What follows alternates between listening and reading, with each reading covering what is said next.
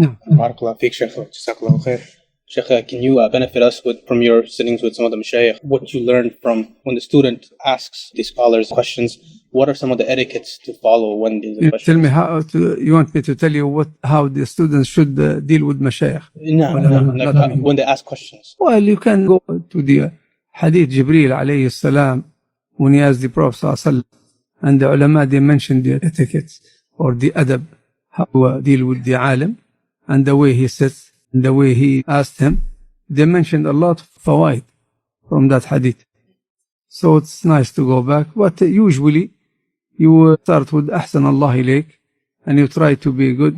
Don't try to answer some few things he doesn't know or he forgot, or to show off that you know some few points and he forgot to say. With Shaykh al-Abd long time ago, we used to, if he forgot something, we tell him, yeah, Shaykh, what do you think about this? We put it as a question, so he remember right away and he will answer that thing. We don't borrow it in a form, Shaykh, Allah, I forgot to say so and so, or we correct him in one of the names, but you put it in a nice way and you say Ahsan Allah ilayk, and you put it in a question. Maybe this is, you will give him a chance to answer back, because this is not the way of the students. There is a kitab also, the ulama talked about the Hilyat Talib al-Ilm, and they talked about how you treat your Shaykh, and what's the relationship between you and your teacher, and what's the relation, and how the teacher should treat his student. And Allah, ulama, they didn't leave anything. They talked about many things. And it's a good topic also. It's not something we can answer it in one gathering.